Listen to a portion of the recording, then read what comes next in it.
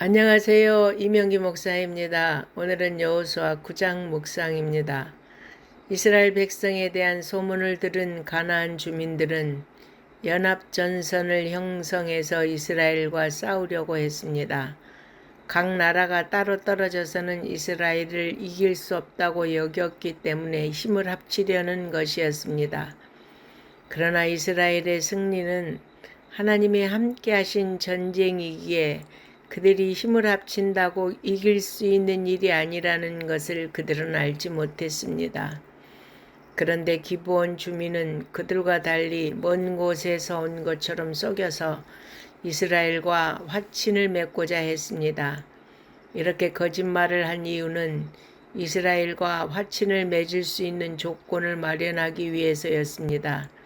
이스라엘이 가나안 땅 밖에 거주하는 백성과는 화친을 맺을 수 있기 때문입니다. 기브온 주민들은 가나안 주민의 진멸과 관련된 신명기 규정을 알고 있었기 때문에 그들은 이스라엘과 화친하기 위해 치밀하게 준비했음을 알 수 있습니다. 그들은 여호와 하나님의 이름을 듣고 왔다고 했지만 가까운 여리고와 아이에서 일어난 일은 언급하지 않았습니다. 그리고 먼 곳에서 온 것처럼 보이도록 헤어진 신발과 곰팡이 핀 빵까지 준비했습니다.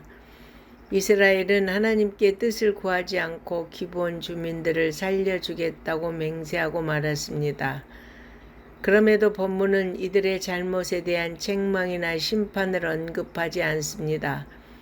여호수아와 족장들이 하나님께 묻지 않고 성급하게 죄악을 체결한 것은 잘못이지만 가나안 땅에 대한 하나님의 주권을 인정하는 기브온 주민을 공동체로 맞아들인 것이 궁극적으로 하나님의 뜻이라는 암시를 보여줍니다. 하나님의 궁극적인 뜻은 가나안 주민을 진멸하는 것이 아니라 라비나 기브온 주민처럼 하나님의 주권을 인정하고 그분의 통치를 받아들이는 것입니다. 하나님은 모든 백성이 구원받기를 원하십니다. 이스라엘 백성은 3일이 지난 후에 기브온 주민에게 속았다는 사실을 알게 됩니다.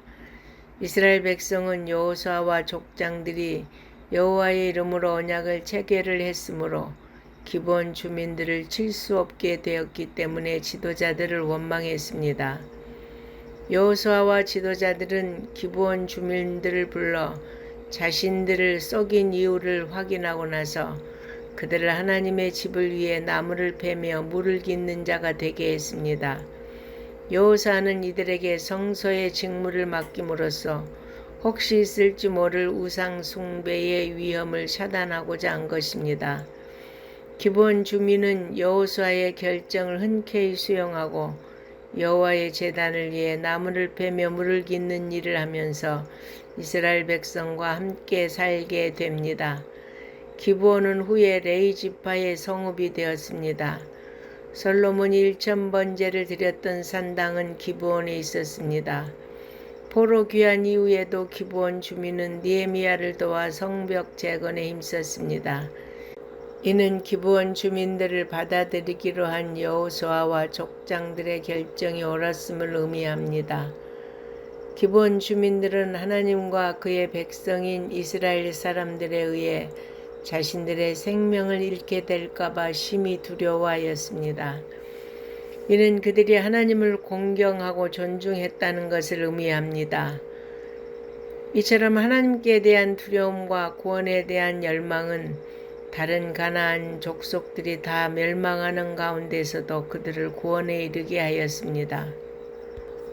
오늘날 영원한 생명을 얻는 조건도 이와 다르지 않습니다. 하나님께 대한 두려움이 있고 구원에 대한 열망이 있는 사람은 구원을 얻을 수 있습니다. 우리에게 이런 구원에 대한 열망과 하나님의 은혜를 사모하는 마음이 충만하기를 바랍니다. 아멘.